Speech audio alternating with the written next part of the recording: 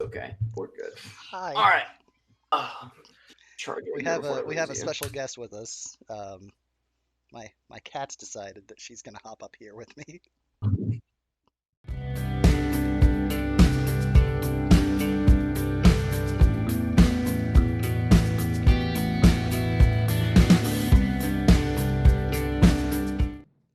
Hello, greetings and salutations. This is the Real Agent P, and I am here enjoying some orange pico tea.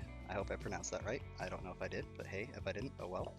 And my guest today is a YouTuber who gets people to give them their secret sauce. He's had everybody from Silverblades to Axe Eyes to most recently Obi Assassin on his channel, talking about characters and their character specialities. So, without further ado, KRCPinto, how are you doing today, man? I'm doing great. I appreciate the Obi Assassin call out because that's today's video. That Yeah, means you're yeah. paying attention. I So, am, I that just am, warms my heart. I am up on things, man. I mean, you're a homie. I got to do that, right? So, we're gonna get started off with Appreciate some it. of the hard-hitting questions here, man. I know I didn't prepare you for All these, right. but I hope you can handle these. What is your favorite color? I'm a blue and gray guy. It's one or the other. I don't have a direct favorite, but like definitely those two. And in combination, I'm all about that. It's nice and easy. It's neutral. It goes with everything. Just don't let kids wear it when they're swimming because it makes it harder to see when they're drowning. Really? In fact, I did not know that. yeah, they are bright colors. Okay, that is definitely something I'll have to remember. So does pineapple belong on pizza? 100% sweet and salty. It makes sense in a culinary way. Mm, I personally prefer to put like some onion with it too, so it's like even more acidic. And then gotcha. like a ton of sauce. I love like a super acidy pizza with that sweet pineapple in the background. Okay. See, that's a good summation. Usually people are like yes or no and don't really give any kind of like, reasoning behind it, but Had no. this fight too many times to just let it This go. is You not can't your just say first yes or no because someone's gonna get mad. this is not your first pineapple fight. Okay. Now, is a hot dog a sandwich? Last two probably. Yes, it is something between two pieces of bread. Just Okay. because you turned it sideways doesn't make it like less of a sandwich. A burger is a sandwich. It just has a nickname.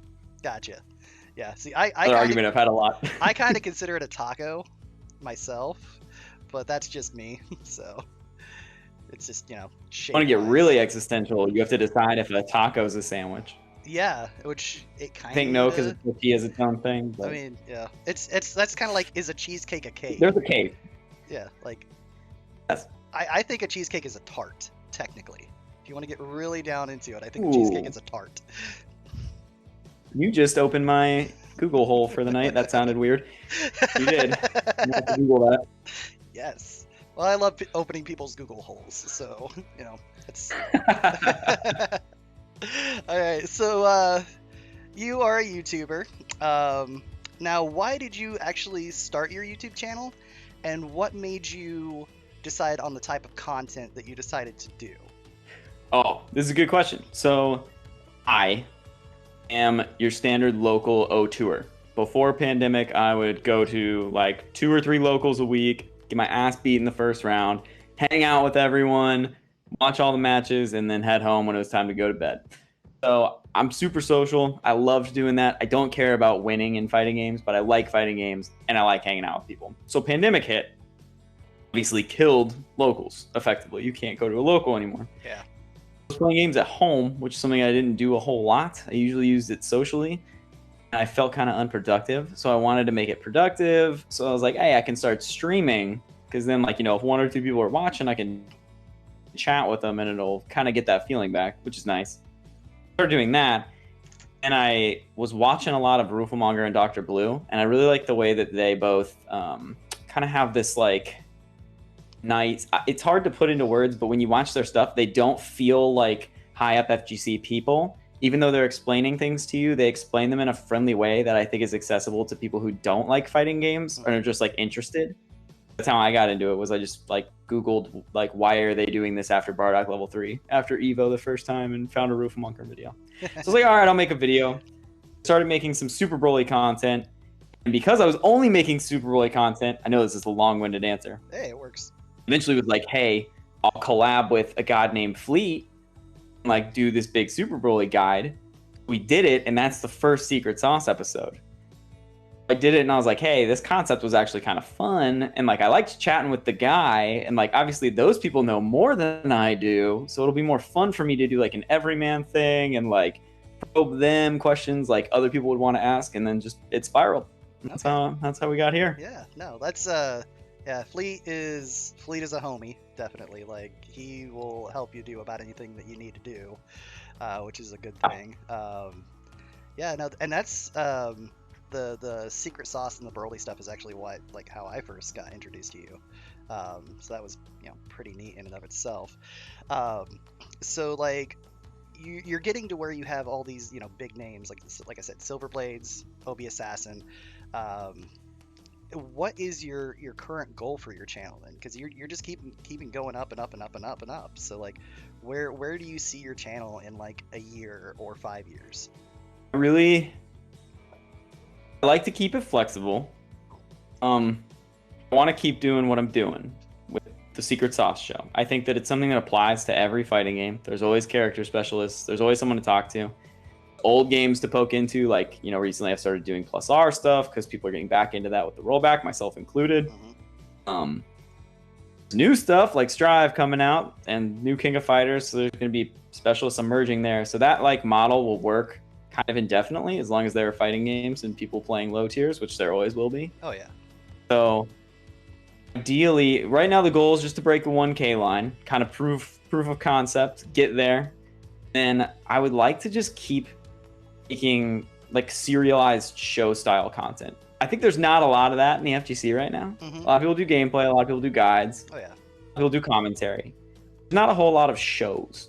And I try to model it almost after Hot Ones, kind of like with the interview style, like it's personalized to that person. Like I ask the same questions every time, but I try to poke at them about like their specific styles and get them to express things certain ways, and I'll ask them to do combos. I don't always cut that stuff in because people don't want to just hear me prod them forever. They do cool stuff, but it's just like upping the production value of that show, with new show concepts to do alongside it, and kind of doing that stuff, and then creating guides when I care about something. I don't think I'll be finding guides for the algorithm as much as some other YouTubers do. Like I won't always do a guide just because like a character's popular. If you look at my guide material, it's almost all Gotenks because I like him. So it's easy to like guides, think about like what I do, what I wanted to learn. I looked up myself and like didn't find something good enough. Like, so yeah, I don't know. It's just improving at what I'm doing now, I think, is the goal. Okay. Yeah, I did see the speaking of your guides, I did see the Ramlethal combo guide that you put up, and getting into the whole Strive thing.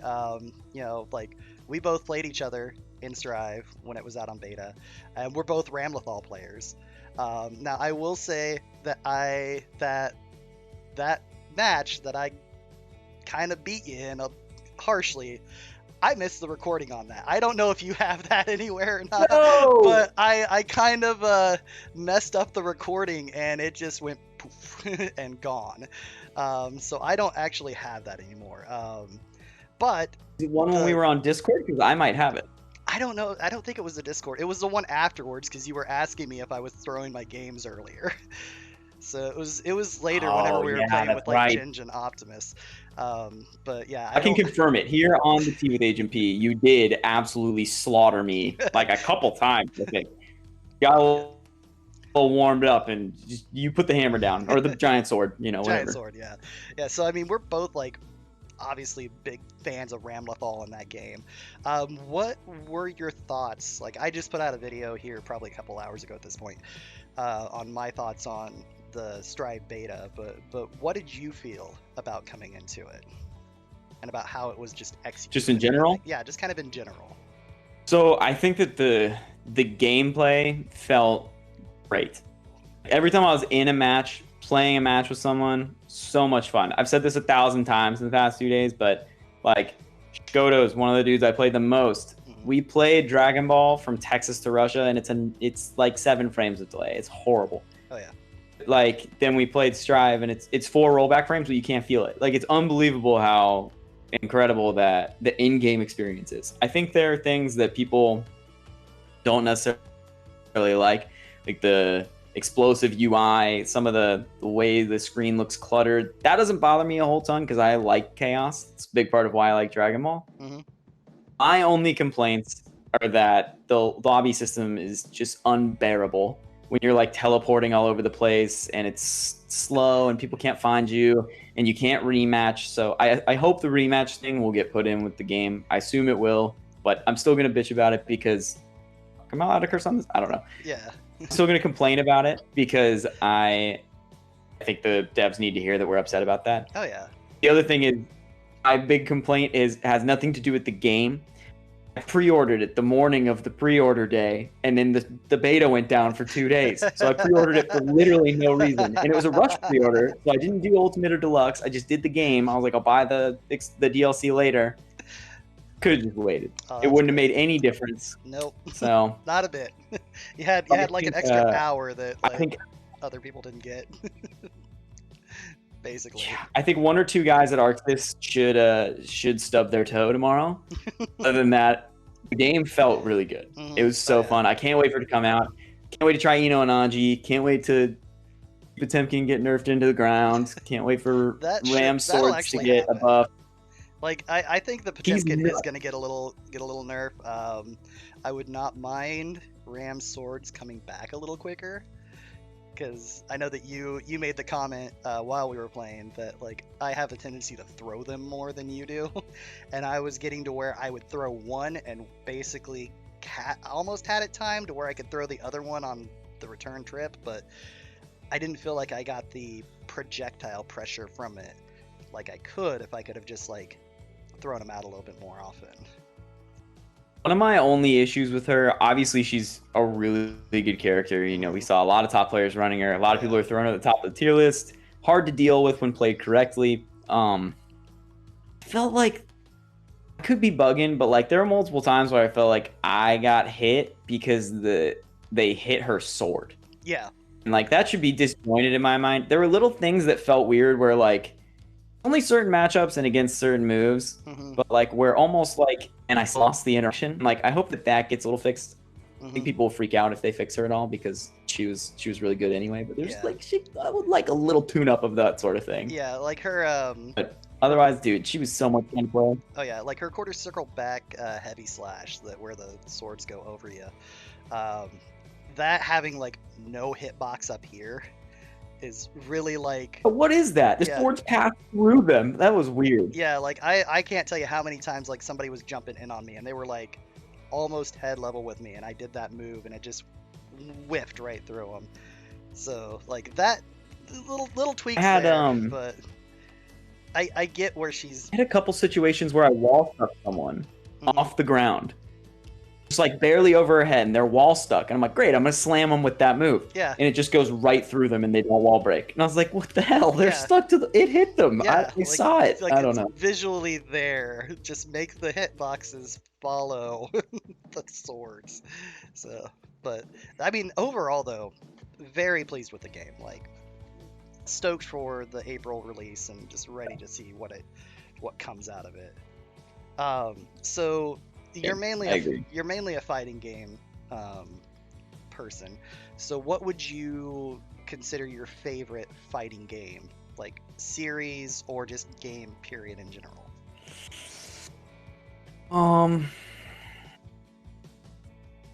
It's probably Dragon Ball because I've put so much time into that game, and I'm still bad at it, but I've just put so much time into it and just enjoyed like. There's not another video game I can think of that I've played for years straight. But if there was a contender, I've moved away from this in general now, but very close contender. I love Super Smash Bros. Melee. I played that game every day for like 5 years of my life, and I only stopped because I just like couldn't find a local that I liked for it. It was impossible to play online until Slippy came around. So like I didn't have a way to practice and play. I moved to Dragon Ball to play something online, but I love Melee. Watching Melee is one of my favorite like esport experiences.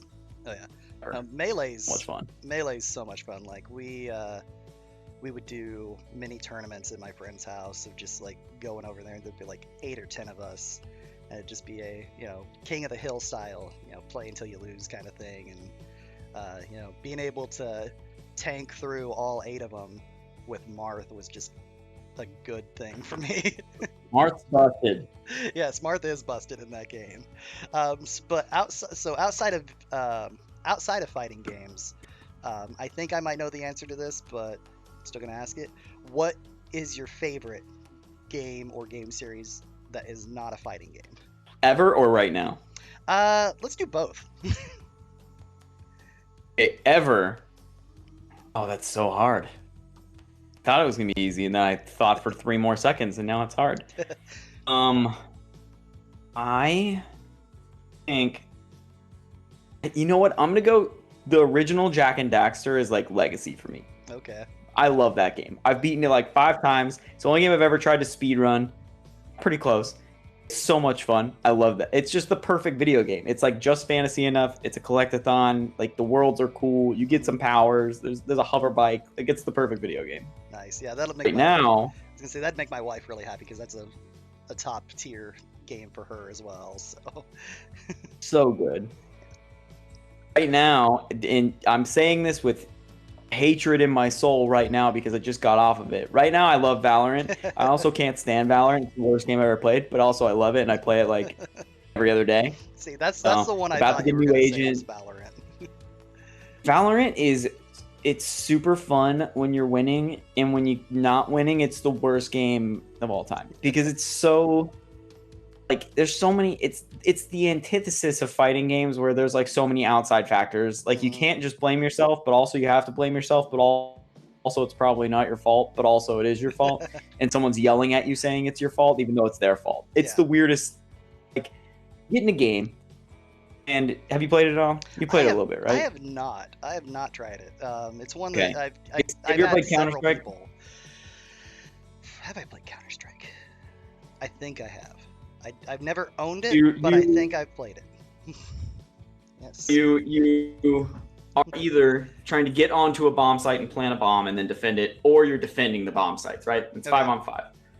What'll happen in a game is like, one person on your team runs off to do something weird and they die. Now it's 5-on-4, right? Mm-hmm. And like, so like that person never gets yelled at. But then if it's down to like just you, it's 3 other people because that they snowballed that advantage, and then you fail at fighting 1-on-3, it's your fault for losing. Oh yeah. It's like that's what always happens.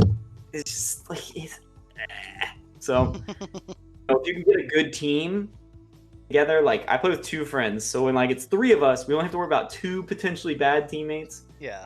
And like, and it comes down to like, is the other team just out shooting us in one spot? Is the other team just outsmarting us? Are they smurfing? So there's a lot of flaws, but it's also like cool because it has fighting game style character design. Okay. Everyone has unique powers.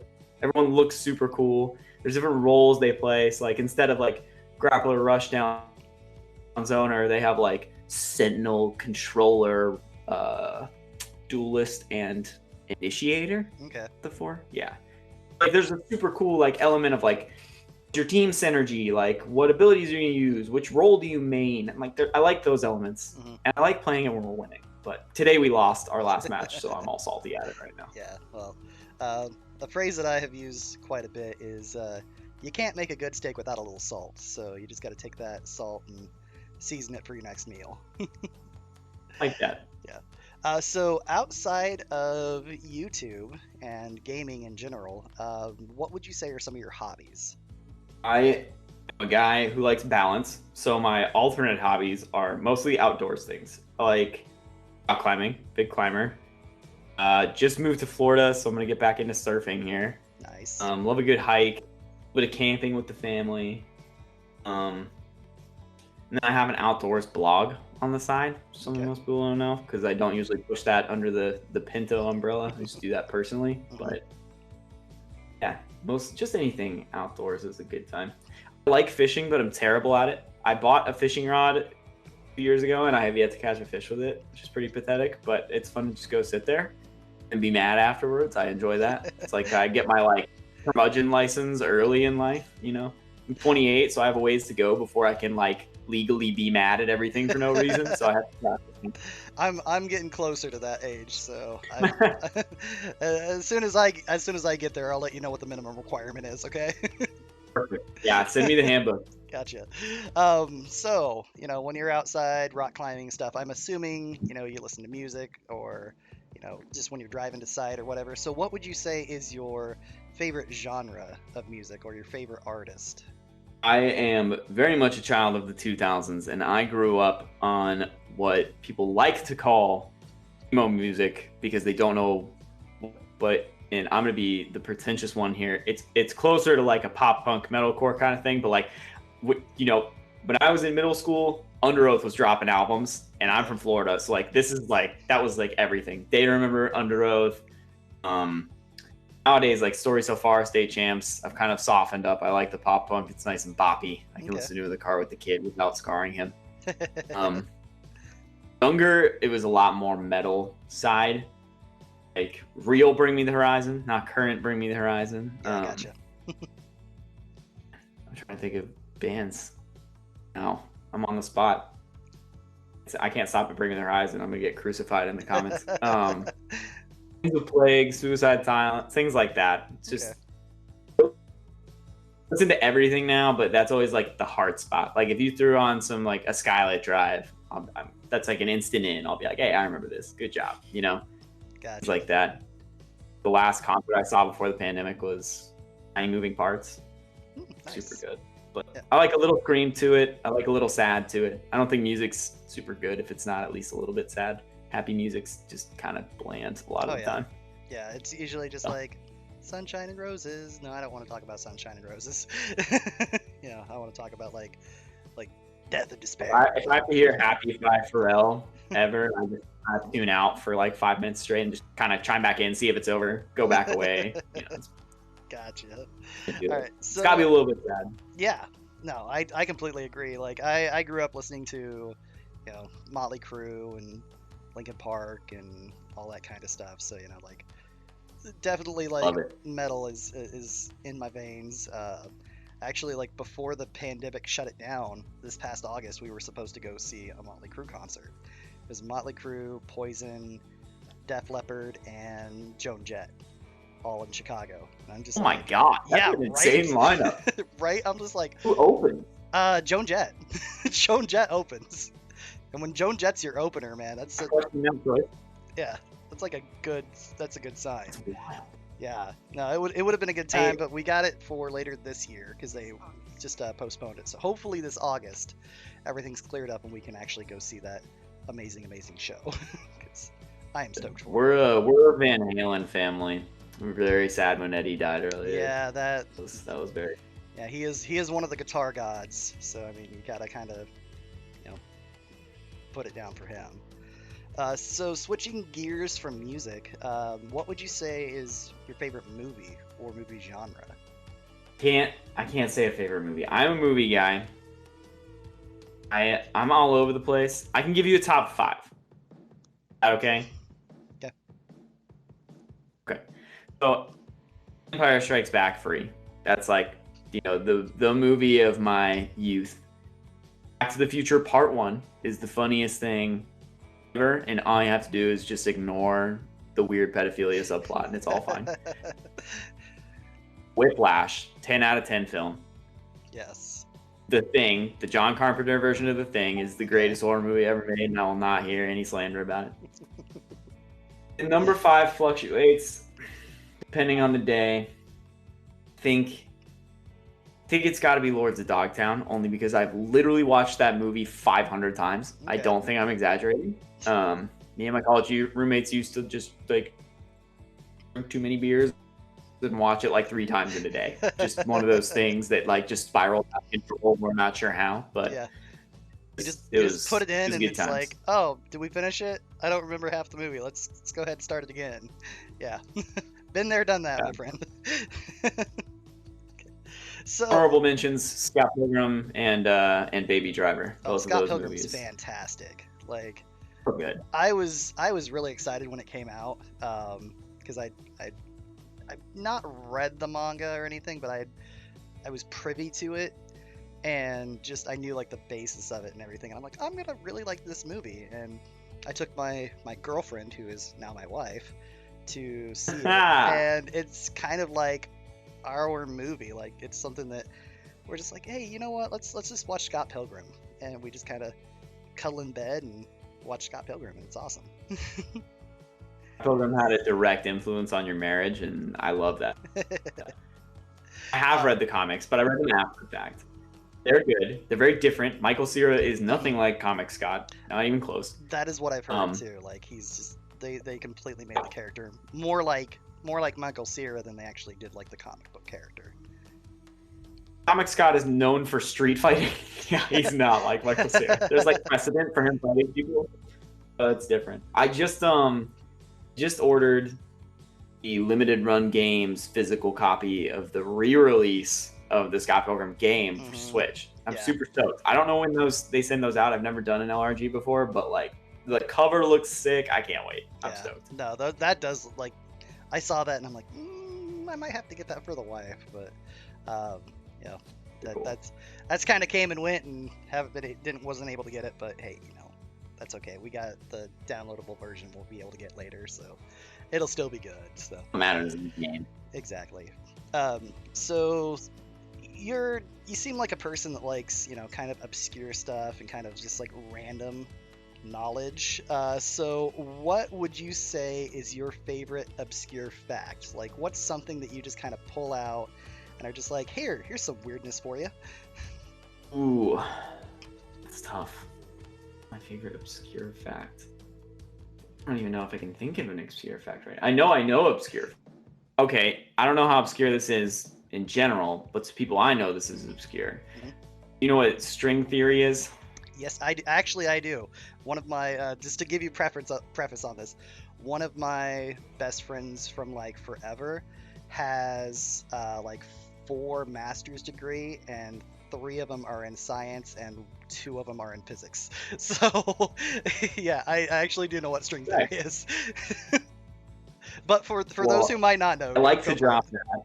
I like to drop that on people because, for those who don't know, I'm going to botch this because I am not an astrophysicist, but the dumb person version is the theory that at the tiniest level, like sub-electron, sub-proton, sub-neutron, sub-whatever, the makeup is similar but not literally a string that's vibrating at a certain frequency, and that's what gives those tiny little particles their properties.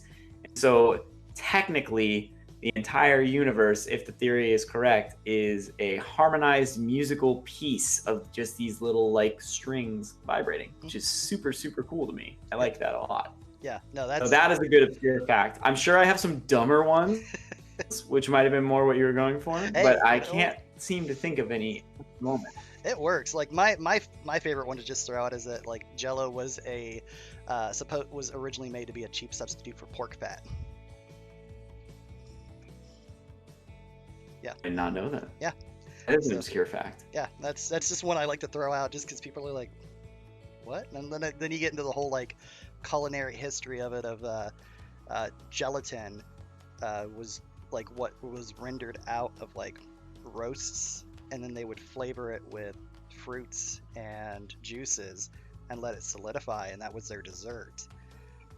So yeah, the guy who made Jell-O, because it was considered a rich person's dessert, because you had to have so much of it in order to make anything that was like, you know, more than just one serving. So the guy who created Jell-O originally made it as a cheap substitute for that pig fat, that rendered pig fat. So okay, learn something new every day, right? All right, so Pinto, I want to thank you for coming on here. This has been a pleasure. This has been a lot of fun. So I'm gonna give you a few minutes to, you know, say whatever you want to say about whatever you got going on, anything upcoming on your channel, and just let people know where they can find you and where they can learn about that sauce. Well, first thing you can do if you want to help me out is to look right down here. I don't know if I'm on the correct side, but and hit the subscribe button on Agent P's channel, because he is the homie, putting together these interviews, making cool fighting game content, in the lovely wife content. This dude's just like all over the place making positive gaming content on YouTube. If you're not subbed to him, you're making a mistake. Once you have completed that, oh, also like this video. Once you've completed those steps, you can go to my YouTube, which is just KRCPinto. I have a little Super Saiyan me. I'm like full trunks with the hair all up and everything. And sub there if you want to see some cool interviews with fighting game players. I put them up every Tuesday. You can go to Twitter if you want to harass me about any of my opinions or answers to these questions. It's at KRCPinto. I will argue with you if that's what you want. I'll do it nicely. You can head to twitch.tv/KRCPinto and chime in if you'd prefer to harass me in live stream format. I'm fine with that too, as long as you click follow first before you start giving it to me about how one of my movies sucks or something. Yeah, I think those are mostly the places I hang out. That's all good. That's where you find me. All right, perfect. Thanks for having me, dude. Hey, thank you very much for coming on. Yeah, I just want to say cheers. It's cool. We're good. We're good. We're good. I don't know what to do with my head.